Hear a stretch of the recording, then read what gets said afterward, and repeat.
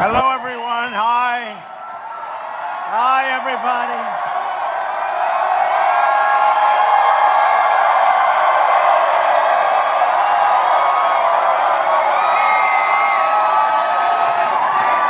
Hello, everybody. It was a little rocky up in the sky tonight, I have to be honest. They said, "Sir, would you mind going back? Would you mind if we didn't stop?" I said, "There's no way we cannot stop," right? No way. No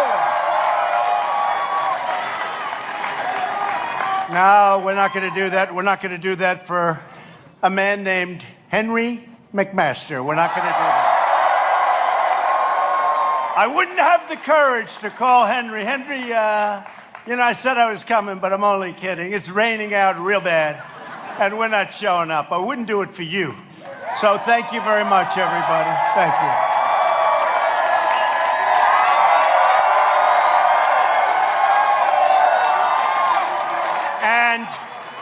And, also, it is Air Force One. I said, doesn't this go through? And it does. Listen, it is great. It is great to be with you. This is a very special state. I love this state with so many incredible, hardworking American patriots. That's what really are. American patriots.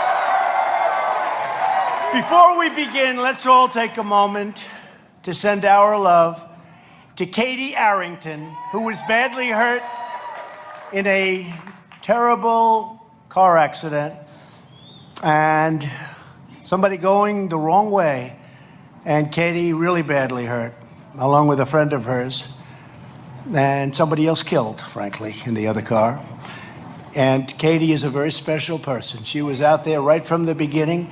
And here's the good news. She's going to be 100%. That's the good news. She's going to be 100%. So, Katie, we're all pulling for you, and we're praying for your very swift recovery. She's going to be back very soon. And she was with us. Boy, she was out there campaigning against the guy I've never liked too much.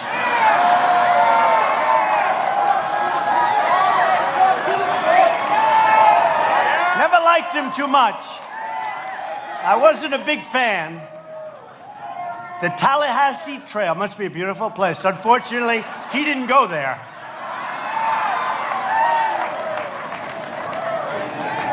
So I want to thank all of our South Carolina GOP leaders in attendance. We have a man who has become a friend of mine. It's shocking, isn't it? It's shocking. We went at it. And he said, "I'll defeat him in South Carolina." I said, "I don't think so. I don't think so." But I'll tell you what, he has become a friend, and he's a good man. Lindsey Graham. Lindsey.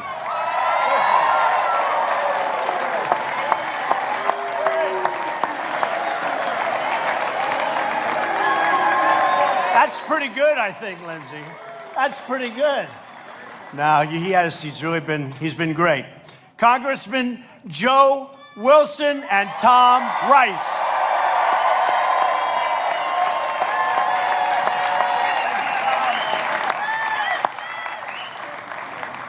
South Carolina Attorney General, a very close personal relationship to Joe, Alan Wilson. Good job, Alan. He's looking good. South Carolina Secretary of State, Mark Hammond.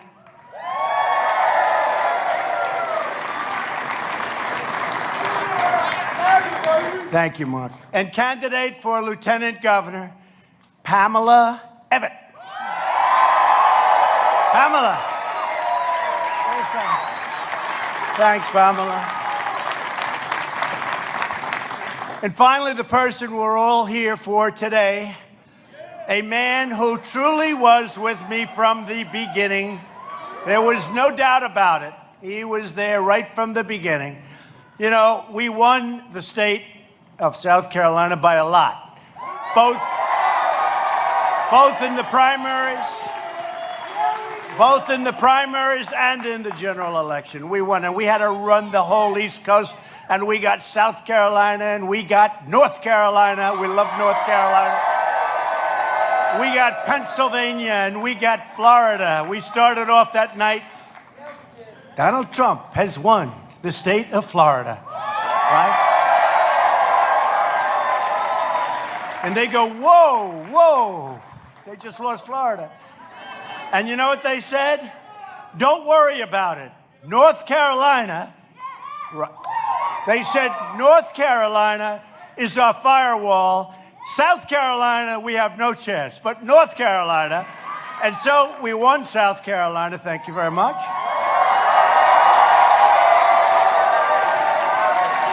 And the firewall wasn't much of a firewall in North Carolina. So I want to thank the incredible people of South Carolina for everything you've done. And right from day one, when I came down here, Henry McMaster, I said, so why are you with me? He said, because I like what you're saying. I agree.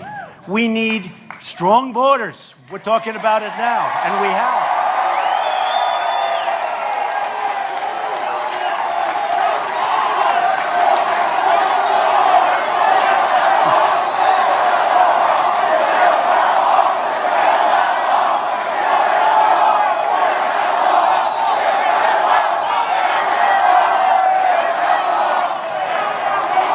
So he said, we need strong borders. We have to stop crime. We want lower taxes. We love our military. We love our vets. And we love our Second Amendment. Other than that, I don't know what he said.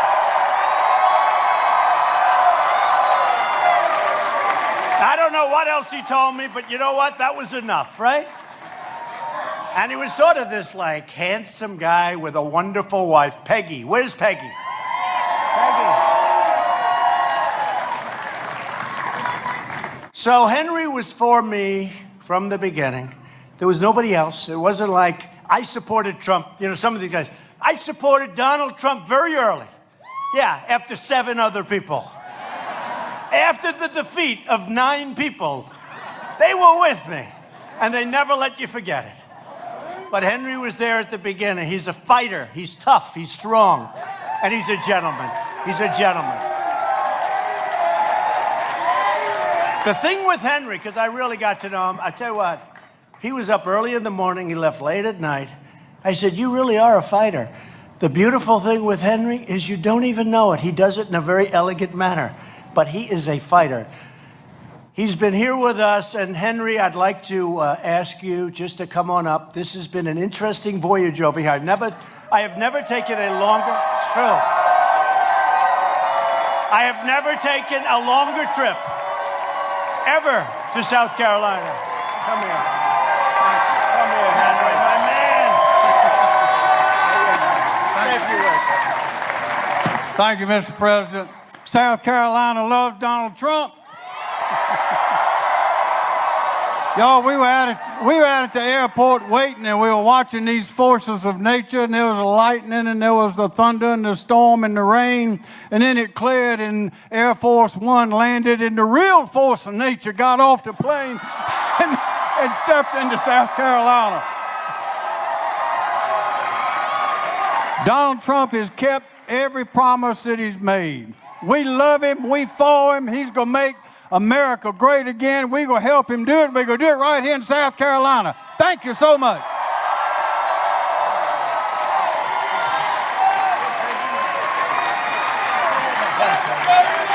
Thank you, Henry. Now, you know, we have a lot of fake news back there, these fakers.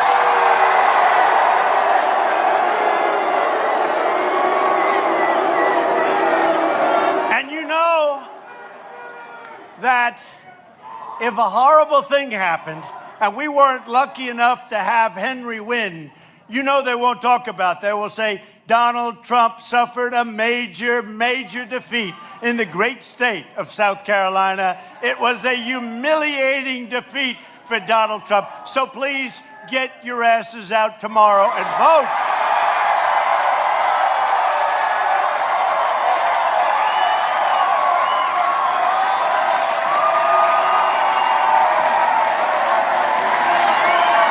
You got to get out there and vote.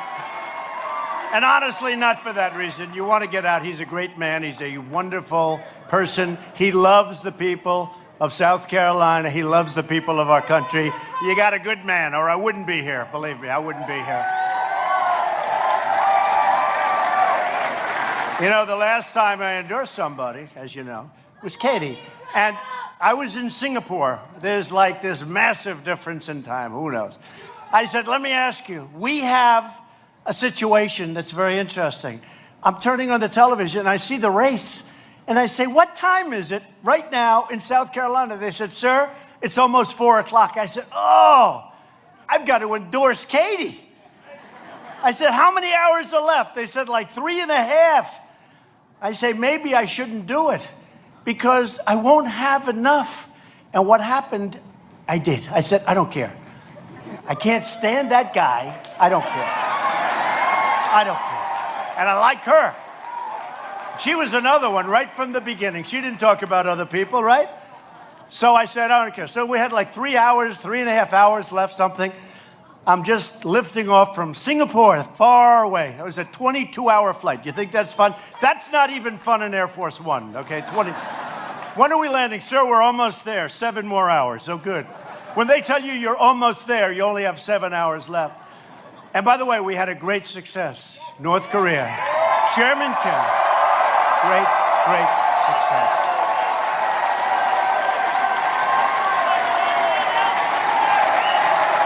We're not looking up in the air. Any rockets up there? Any rockets? Japan is very happy. They haven't had a rocket shot over them in 7 months. There's been no rocket tests. There's been no nuclear tests. There's been no ballistic missiles. They've blown up their site. Today, it got no coverage because fake news doesn't cover it. But today, look at all those fake newsers back there. Look at all. Well, that's a lot. That's a lot of people. That's a lot of people. And you want to see a lot of people? Go outside. This is a gymnasium. I said, Henry, I don't work gymnasiums anymore. He said, please. I said, okay, I'll be there. Go outside and take a look outside. You won't believe what's going on out there. So you people understand real estate well. But we have a call, and I had numerous calls with Prime Minister Abe. So happy for the people of Japan. They're happy for the people of China. They're happy for the people, especially of South Korea. And we're happy. And you know what? We did something that was wonderful. And the world is soon going to be, and right now it is already, we have good chemistry, but the world is going to be a much safer place. And North Korea is going to be a much better place. So it was really something that was good. Really something. And they've agreed to denuclearization. They've agreed to no more testing, no more this. They agreed, by the way, we got our hostages back. Okay? We got our hostages. I got them back even before we left. We're getting the remains of our great heroes back.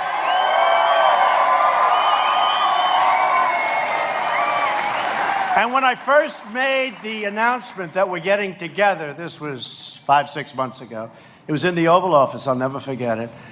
And these guys were saying, unbelievable, unbelievable. Do you believe this? South Korea, remember they came over from South Korea, they stopped North Korea, South Korea, the Olympics. And it started with the Olympics. Korea gives us the credit. They were not selling. People did not want to be nuked in a stadium as they watched the opening ceremonies. They didn't want to be watching the opening ceremonies and at the same time looking up at the skies. How long will this last? They were not exactly selling tickets. The minute that happened, and he said would like to be part of the Olympics out of nowhere. The minute that happened, the Olympics became a fantastic success. It was a great Olympics. It was a great Olympics.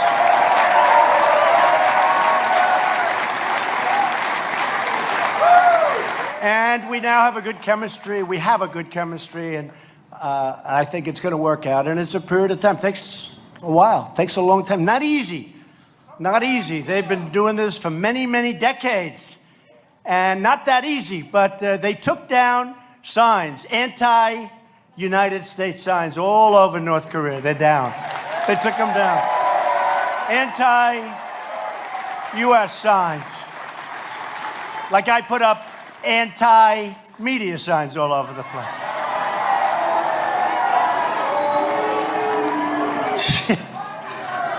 You're worse than I am. These people.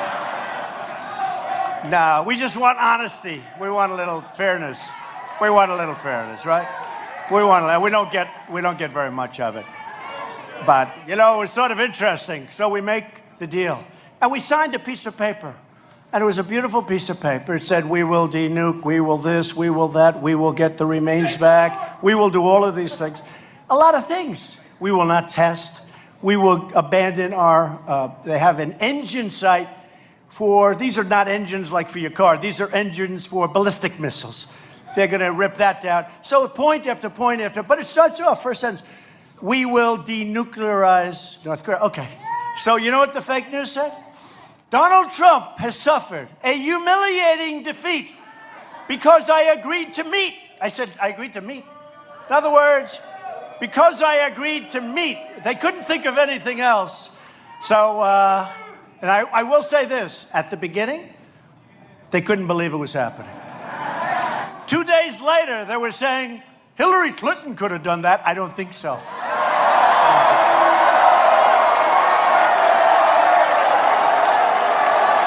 I don't think so.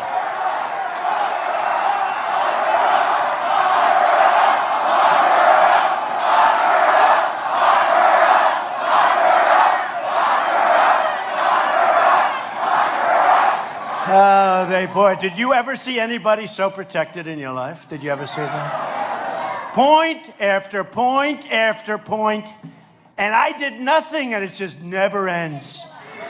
Never ends. No collusion, no nothing. But you go, point, and you know what? After the election, I said, okay, let's go. Come on, who cares? Let's go. We got to make America great again. And then she writes a book and she does a tour and how many reasons did she give for losing the election? Like every week it was a different reason, right?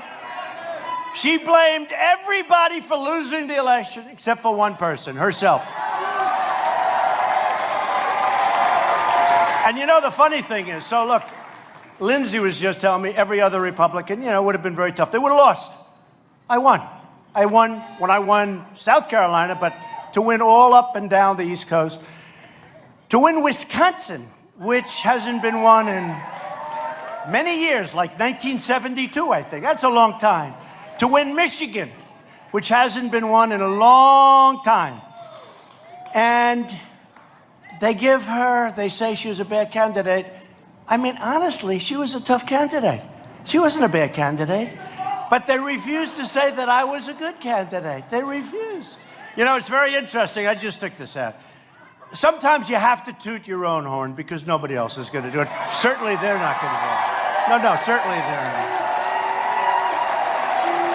No, certainly they're not going to do it. So sometimes you have to do it, right? That's why when the polls are good, you remember during the campaign, when the polls were good, I would always talk about it. When they weren't so good, I wouldn't mention it, right?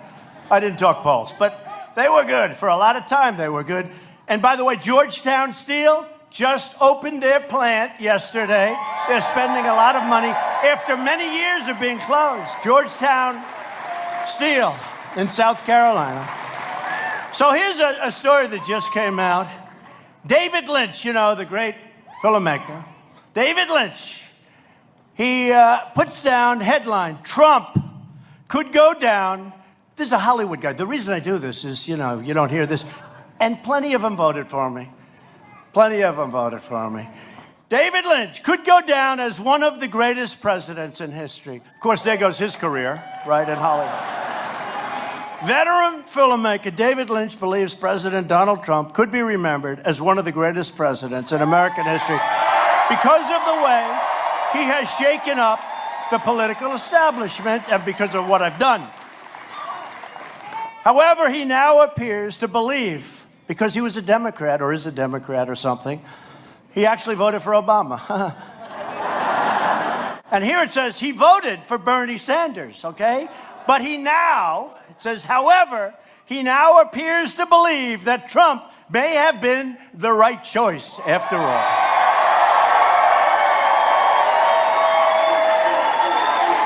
He goes on to say that Trump could go down as one of the greatest presidents in history because he has disrupted this thing so much. No one has been able to counter this guy in an intelligent way. And by the way, you know, they call them the elites, right? The elites. You know what you are? You're the super elites. I'm changing titles. I'm changing. No. Look at everybody here makes money, works hard, pays taxes, does a great job. You're smarter, you're better, you're more loyal. We have the greatest base in the history of politics. We do. They interviewed 10 women on one of the opposing networks, you know, the enemy of the people, I call them. And they said to these women, these were about 10 really great women. These are non-political women that had Trump here, Trump there, wearing Trump hats, badges. So this announcer says, what can he do? And you've heard me say this, because this happens a lot. What can he do where you won't be with him? What can he do when you're going to drop Donald Trump? And one of these women stood out, perhaps the leader, perhaps not, but she came forward and she said, there's absolutely nothing he can do. Can you believe that? There is nothing he can do. And she said he has done a great job. So we're working hard. But there's David Lynch. Enjoy it because his career in Hollywood is officially over. Did you see Jimmy Fallon? Jimmy Fallon. The guy screws up my hair. It's going back and forth. He was so disappointed to find out it was real. He couldn't believe it. Well, that's one of the great things I got. Everybody used to say, my hair's phony. It's not my hair. I'm wearing a hairpiece. You know what anybody here wearing a hairpiece? No? No? But the one thing, they never say that anymore because I've been caught in rainstorms. I've been caught in winds that are like 60 miles an hour getting off. If it's not your hair, don't run for office, folks. Don't run. Do not run for office because the gig would be up. So Jimmy Fallon apologized. He apologized for humanizing me. The poor guy, because now he's going to lose all of us.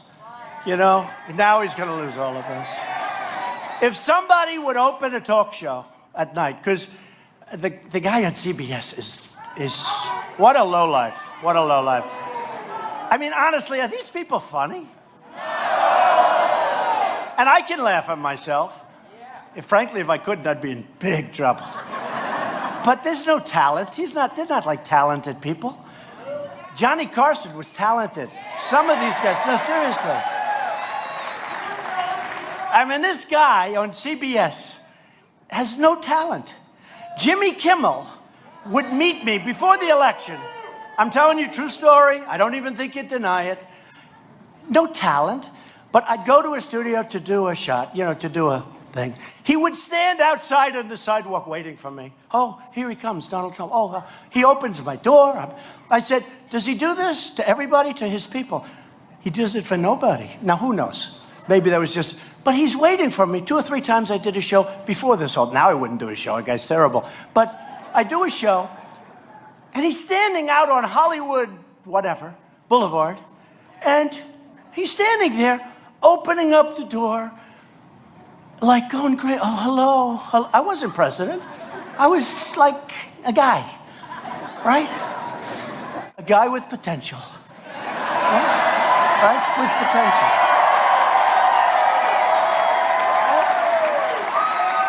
And he's there. Here he is. Oh, sir, how are you? Hi. Oh, so thank you so much for doing it. And I always got higher ratings than other people, so that was always good.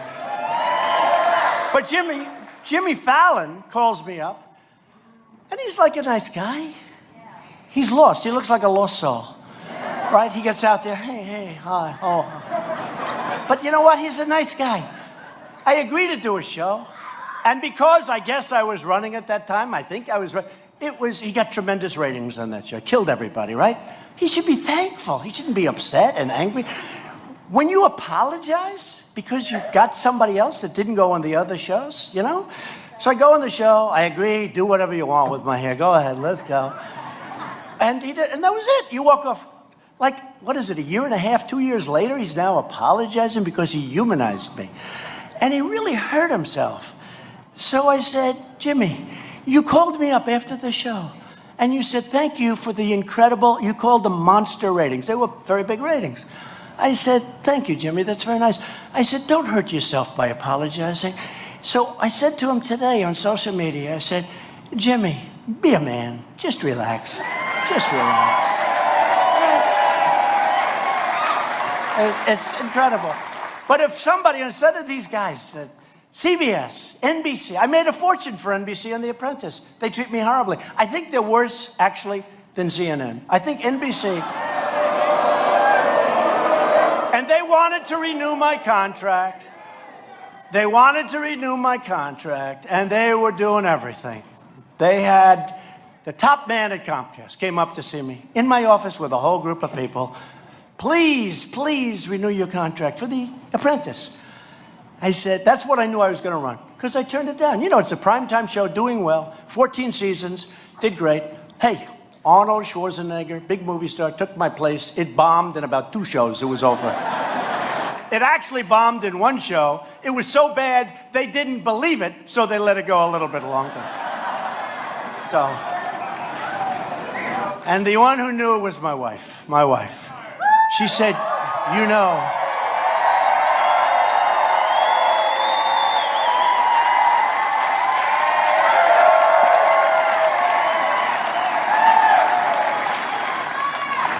she's very smart. She said, you know there's nobody that can take your place, don't you? I said, thank you, darling, I appreciate it. How smart is that? Now, I don't know if she believes it, but she said, there is nobody that can take your place. He will not be successful. I said, it's Arnold Schwarzenegger. He will not be successful. There is nobody, darling, that can take your place. How smart is she? How smart, right? How smart. And she has got a great style. We greeted today the King of Jordan and the Queen of Jordan, and it was like a picture. I watched the 3 of them, the Queen, the King, and the First Lady, and I stood back and I watched. I didn't want to destroy that picture. And I will tell you, she has done a tremendous job as First Lady. Okay. Cool.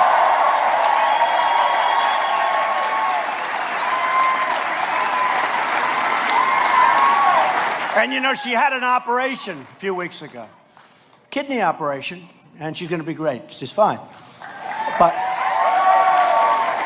they had all kinds of projections. They said she got a facelift. No, I would let you know. They couldn't hide that one for long, right? They said she left me and moved to Virginia. They said she left me and moved to New York. So she moved to Virginia, she moved to New York. The only thing they wouldn't say is what happened, and that's okay. And she's private, she doesn't want to talk about things, right? But really unfair stuff. But you know what? We've never done better than we're doing now. We've never had a time like we have now. We've never had higher polls than we have now.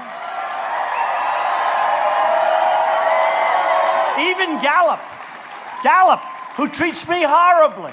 You know, polls are fake news also. You know, what they do is called suppression. They put out these horrible polls, and then they hope that everyone's going to say, hey, look, I like Trump, but he's got no chance of winning. Suppression. It should be illegal, actually, you know. You want to check these pollsters, you know, where are they coming from? They knew. We had one with ABC, I think it was ABC Washington Post, just before the election. Like a week before, we were down 12. Now, if you're down 12, okay, if you're down 12, it's over. If the polls are real. But I said, it can't be real. We just went to Michigan. We had 30,000 people. We just went to other places. Excuse me.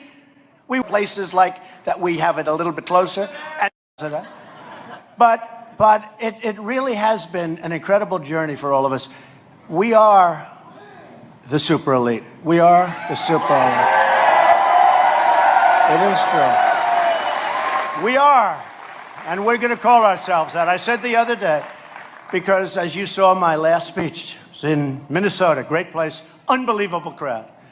It seated 9,000, and they had 15 or 20,000 people outside, couldn't get it. It was incredible. Just like you have a lot of people outside, you just can't. If I ever come into an arena and it's got empty seats, I think that's the end. I don't know how I'll be able to take it, right? I don't know. Henry, what am I going to do if that happens? I don't think we'll be able to take it, but it's not going to happen.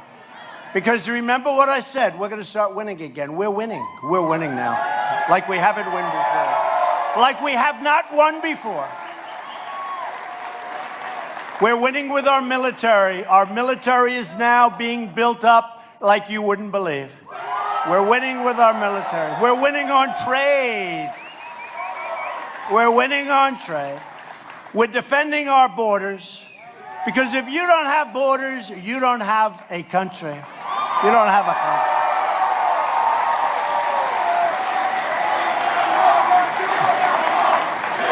No, it's happening. That's happening.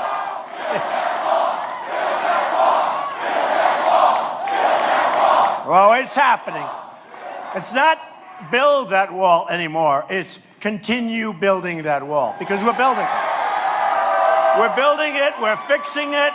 Miles and miles. We got $1.6 billion. We're fixing the wall. We're building wall in San Diego. It's incredible how nobody wants the wall until it's in their backyard. Do you mind building us a wall? They didn't like people walking across their front lawns in San Diego.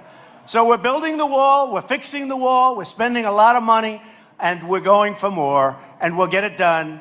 But Democrats, they want open borders, and they don't mind crime. Think of it. So last week, they thought, oh, they have a great issue. And, you know, I get credit. I don't know if it's true or not, but they're saying I have good political instinct. Who knows? In fact, some people have said I have the greatest political instinct in 50 years. I don't think so. I don't think so. I don't think so. But I have my own feeling. And when I heard them talking about the children, first of all, they were using pictures taken in 2014 when Barack Obama was president. I wasn't president. And what I learned is one thing. Our facilities are cleaner, better kept, and better run. That's the one thing I learned, okay? I saw that. But what we have is two extremes. And I liked it. I said, hey, this is fine for us. The Democrats want open borders. They want anybody they want, including MS-13, pouring into the country. And the Democrats don't like ICE. These are great, brave, tough people. These people are much tougher than MS-13. They don't like Border Patrol. They don't like your police. They don't like anybody. The Democrats want to protect illegals coming into this country, some of whom are not good, some of whom cause lots of problems in the worst possible way. They want to protect illegals coming into the country much more so than they want to protect you, and that's not where we're coming from, okay? So I defined it today. The Democrats want open borders, and they don't mind crime. We want very tight, very strict borders, and by the way, you saw a 70-year low. With all the complaining I'm doing, we've done a very good job. And we have taken thousands. We got to get that wall built all the way across. And they don't want it. That's like a symbol. They're only good at one thing. What's their term? Resist. It's the party of Maxine Waters. Do you believe her? No. This has become the party of Maxine Waters and Nancy Pelosi. That's who it is. So they don't mind crime. They want open borders. We want really tough borders. And we want people to come in. We want people to come in through the legal process. What about the thousands of people? What about the thousands of people that have gone through this process, that are waiting online to come into our country, and then we're going to let these people pour in? We have no idea who they are. And they came to me 3 days ago. Sir, would like you to sign this order. What is the order? We need 5,000 judges on the border. I said, judges? What other country has judges? I said, how many do we have now? They didn't even know. So we have thousands of judges, and now we're going to have 5,000. Now, I've done a good job with judges. Judge Gorsuch, Supreme Court Justice Gorsuch. And we have many judges. We will set the record, I believe, for the most judges appointed, which is a very important thing. We're putting great, talented people who see the Constitution the way it's written. They don't make up the Constitution. But they come up, and this was an order. This was, sir, we need 5,000 judges. I said, 5,000? So we put a judge on, like on the bench, federal. It takes us weeks to vet. It takes us a long time to get the judges. We're talking about one person. Here they want 5,000. I said, where are you going to find 5,000 people to be judges? How many do we have now? I don't know the number. They don't even know the number, even though they're in charge, okay? Nobody knows the number. We have thousands of judges already. So if a person comes into our country, steps 1 foot, they take their name, they bring them to court, they then release them, they go into the country, you never see them again. It's the craziest thing I've ever seen. So I said today, I don't want judges. I want ICE and Border Patrol agents. That's what I want. That's all. And we want to tell people, I'm sorry, you're coming into the country illegally. We don't want you in the country. That's it. It's now over. Do you know that I heard a number today, which is hard to believe? We have 700,000 people waiting to go on trial. 700. This isn't from Trump. It was a disaster for Bush, although we very much appreciated Laura Bush's lovely letter. It was a disaster for Bush. It was a disaster for Obama.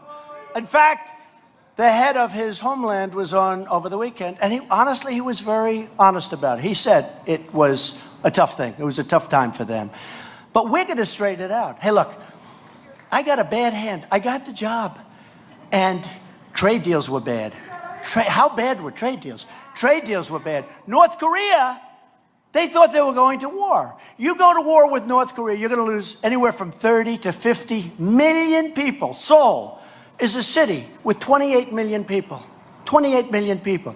So you go to war, you're going to lose 30, 40, 50, who knows? Millions of people. And I'm not even talking about nuclear. They have thousands of cannons aimed right at Seoul. And I said, I'm telling you, before I took over this office, there was a really good chance that we were going to war with North Korea. You could have lost millions and millions of people. So I got a bad hand with North Korea, because that should have been done years ago. I got a bad hand with all these horrible trade deals. NAFTA's a disaster. Mexico is going to make over $100 billion on the United States this year. Canada, Canada, nice guy. Prime Minister, Justin. I say, Justin, what's your problem, Justin? So, Canada. Oh, Canada, I love their national anthem. Oh, Canada. I like ours better, however. So, no, Canada's great. I love Canada. And we had a wonderful understanding. You know that story. We hugged, we kissed, everybody was happy. I made some changes in this ridiculous thing that everybody agreed to sign. It was meaningless, but I made some changes. I left, everybody was happy. Prime Minister Abiy said President Trump was right. Everybody was in love. They took the picture with Merkel, but if they showed the picture like 2 minutes later, I had a big smile, she had a big smile. We were friendly, everybody. I get onto Air Force One, and he doesn't understand that Air Force One has 22 televisions. So I come on, they have televisions in closets, they have televisions in an area that no place has to. Unlimited budget, Air Force One, right? So I get onto the plane, and I see Justin Trudeau, Prime Minister of Canada, saying, Canada will not be bullied by the United States. I said, what are we doing here? The fact is that Canada has a 275% tariff on dairy products, little thing called dairy products. Their lumber is a disaster with us. I say, why aren't we using our own lumber? Because now we're actually allowed to take lumber from our fields and regrow it, but take lumber from under our environmental system. In the old days, you couldn't do that. We had to go to other countries. So lumber is a disaster. Energy is a disaster. And I see Justin saying, we fought World War I together. We fought World War II together. That's true. We love Canada. But Canada's charging almost 300% tariffs on dairy products and many other things. It's all working out great. It's all working out great. And I said, look, if you want to do that, we're going to put a little tariff on your cars coming in. Cars are the biggie. Cars are the biggie. European Union, we lost $151 billion last year with the European Union. Sounds nice. Many of us originally came from somewhere in the European Union. I had two parents, European Union. So it sounds wonderful. Our country lost $151 billion. They send the Mercedes, they send BMWs, they send everything. We tax them practically nothing. We can't send our cars. And if we do, they charge many, many times the tax that we stupidly don't charge. So I told them, here's what we're going to do. We're going to charge a tariff on steel until such time as you straighten out your act and you let us have fare. They don't let our farmers into the European Union. It's very hard. So we have farmers that want to sell. You don't hear these stories. This is why. With these people, they don't tell you these stories. The European Union has what they call trade barriers.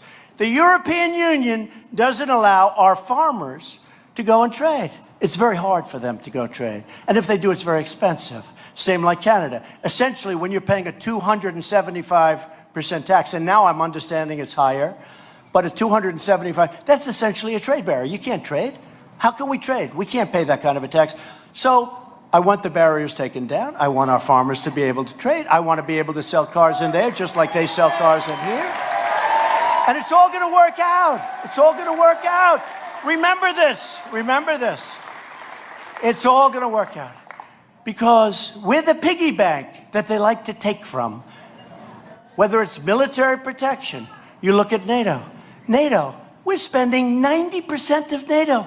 Now, it's all wonderful and we like to help out, but it helps them. They're in Europe. Helps them a lot more than it helps us. We're very far away. So we have this incredible. Germany is paying 1% of a much smaller GDP. We're paying close to 4% of a much larger GDP. Now, that doesn't work, folks. Doesn't work. So I think we should pay the same as Germany. I just think we should pay the same as Germany. So we're working all of these things. But the fact is, we were given somewhat of a bad hand because we came in, they had all these problems. But I love it. I'm loving what we're doing. You people are loving what we're doing.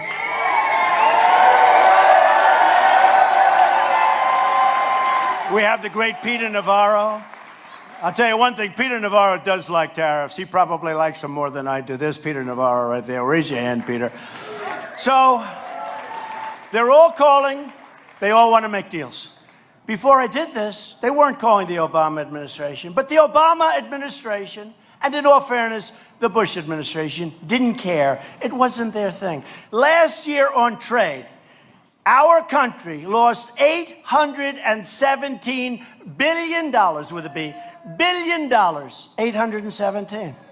We lost $817 billion. Who the hell can do that? And we don't have to be perfect. We don't even have to get it down to zero. But we can't lose 800 because you feel like sort of stupid, don't you? Don't you feel stupid? And the biggest, of course, was China. China made anywhere, depending on the way you count, from $375 billion. We built China. And I really like President Xi, but we built China. And they did help us on the border with North Korea. They might not be helping us anymore, and that would be too bad. But that would be too bad. And I've been as nice as I can, as long as I can, but we got to get some balance. And it doesn't have to be perfect, but there's got to be some fairness. You know, I'm a believer in free trade, but I'm really a believer in fair trade. This is ridiculous.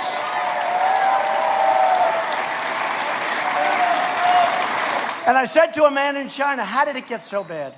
Because they know their gig is up. How did it get so bad?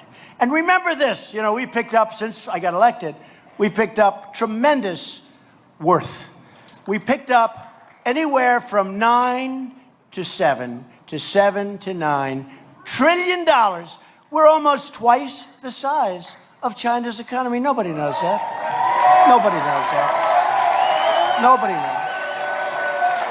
So I said, how did it get so bad? He said, well, what happened is we would put on a tax on cars.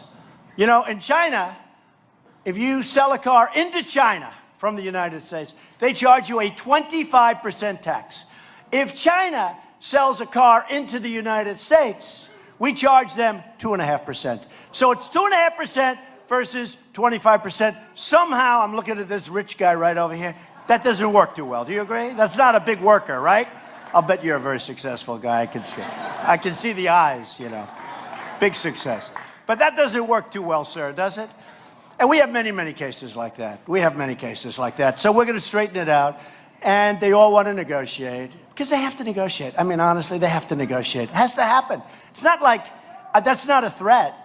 It's like the Iran deal was so bad. We paid $150 billion to sign a horrible agreement. We gave $1.8 billion in cash to pick up 4 hostages. They're the wealthiest hostages in the world. They have the highest net worth of any hostage in history. We paid nothing to North Korea, and he did a very smart thing because it was goodwill. It was good. We did it before I even left. So, you know, there are a lot of good things, and a lot of good things are happening, folks, and it's all going to work out. And it's going to work out because we have a big advantage. Because remember, we're the bank, and they're taking money from us hand over fist, but at some point, that's got to stop. It's got to stop. We can lower your taxes, which we did. We gave you the greatest tax cut in the history of our country.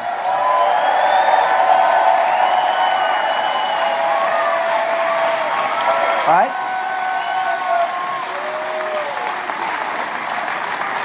We have some incredible things happening with health care. We got very badly hurt. We had all the votes, and then one gentleman early in the morning, like 2 o'clock in the morning, he went no. Well, he campaigned on repeal and replace. We had all the votes, and perhaps he was grandstanding. Who knows what he was doing? But you know what? He said no, no. Everybody said, what the hell happened? He's been campaigning for 8 years, repeal and replace. And he didn't do that. But now, what we've done in the tax cut is we've gotten rid of the individual mandate. The individual mandate. We've gotten rid of it. And by the way, I have these stupid teleprompters. You don't mind that I haven't used them all night, do you? Every once in a while, I look at it and I say, oh, that's so boring. We don't want America is back, bigger and better and stronger than ever. You've heard that before. No, I'm looking. I keep looking. I just see things that they're true, but they're not quite as exciting. So we are doing so well. We are lifting millions and millions of Americans from welfare to work, from dependence to independence, and from poverty to prosperity. Right?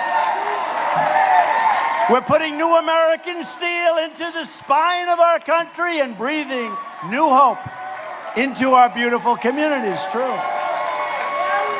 The forgotten men and women of our country are forgotten no more. They're still trying to figure out who the hell were all these people that came and voted 2 years ago. Who are they? Who are they? Yeah. All of us. They're trying to find, how do we get to the forgotten men and women? I said, I think you've lost them for a long time. Because just like this producer from Hollywood said, we're doing a real job. I don't believe, so now it's 511 days. I don't believe any administration, and you're with us, we're partners in this whole deal. You know, when we came out, we're partners. This is not me. This is a whole group of people. I don't believe, and I don't even think it's close, that any president has done what we've done in 500 days.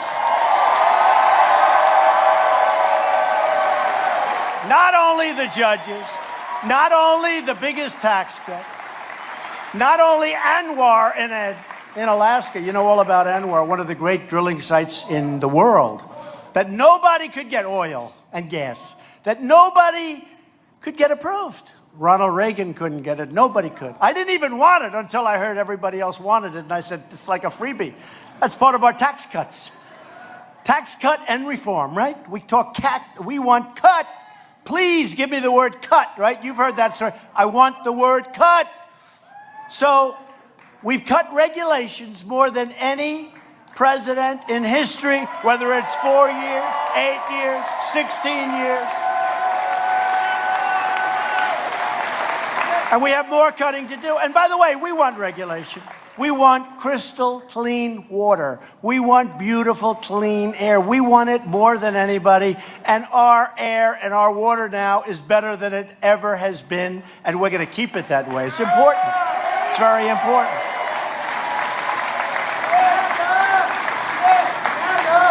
So as long as we're proud of who we are, and we are very proud of who we are, and what we're fighting for, we as a country will never, ever fail. We'll never fail.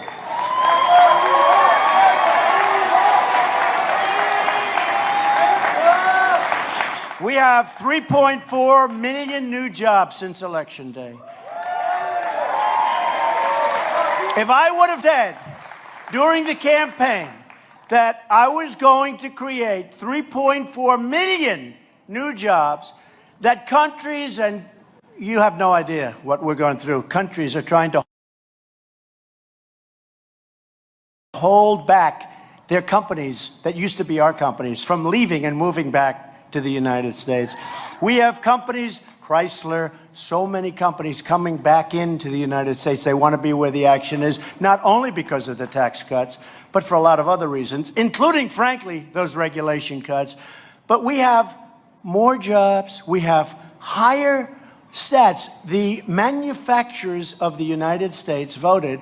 They said this is the single most optimism that manufacturers in this country have ever had. Small business owners, the same thing. It's the most optimistic that they've ever been. They've never been this optimistic. And I'll tell you something. I'd like to take the credit for this, but I can't because it's Henry. South Carolina is doing unbelievable business. Companies are pouring in. Your jobs are way up. Your numbers are through the roof. You're a real leader all over the country. They're looking at South Carolina. Well, your governor is a man named Henry McMaster. You're doing unbelievable numbers. So I didn't want to say that, Henry. I didn't want to say that, Henry. I wanted to take the credit for myself. But I figured South Carolina would understand, right? But we're standing on the shoulders of true American patriots who put down the railroads, built up the highways, and dug out a thing called the Panama Canal and lost many lives doing it. Mosquitoes lost many, many lives. They crossed oceans, they trekked deserts, they scaled mountains, and built the most incredible nation the world has ever seen. But our nation was going badly in the wrong direction for a long period of time. We have $7 trillion invested in the Middle East. What do we have? What do we have other than death and destruction? What do we have? What a decision that was to go in. I believe it was the worst decision in the history of our country, and the way we got out was horrible. If you look at Iraq, the way we got out was horrible. Truly one of the worst decisions ever made in this country. We're in for $7 trillion and thousands of lives, but count the lives on both sides, folks. Millions of lives, in my opinion. Millions. You don't hear that. Millions of lives. Our ancestors won 2 world wars, defeated fascism and communism, and put a man on the face of the moon. And by the way, NASA is now open for business. Open for business.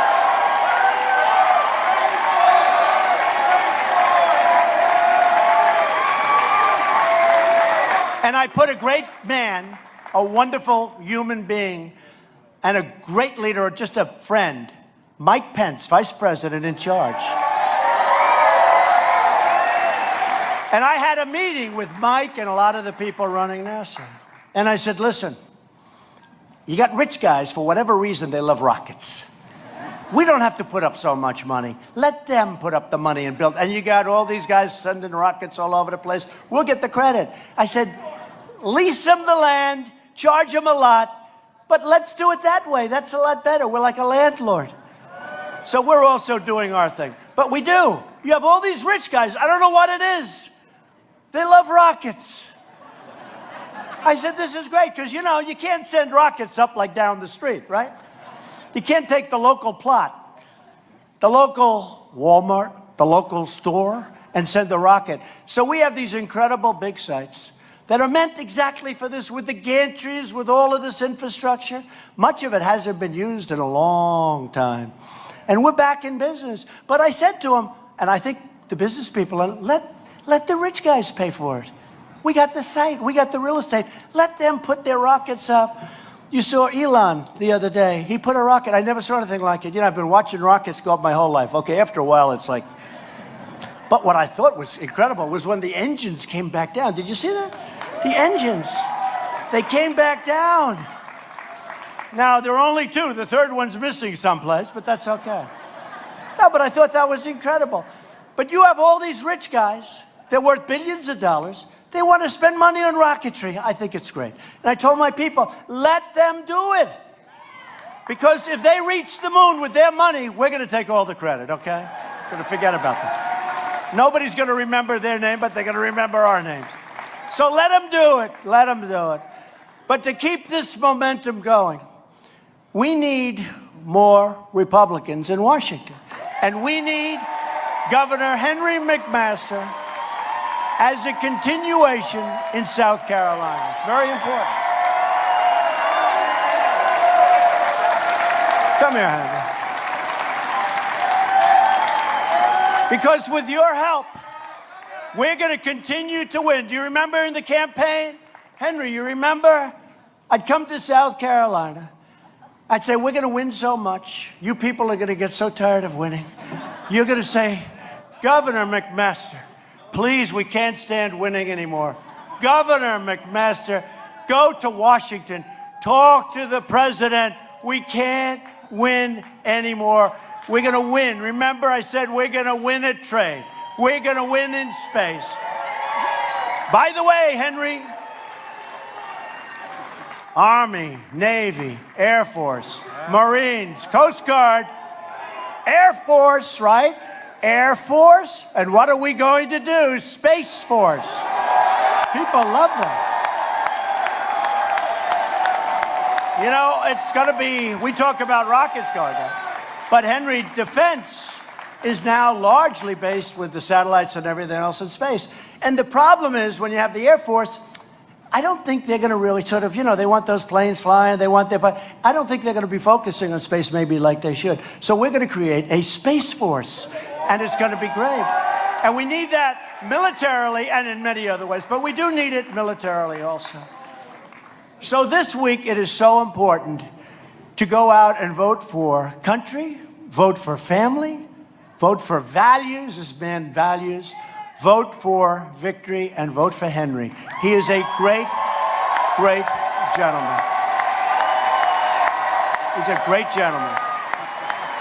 Because as a group, together, we will make America wealthy again.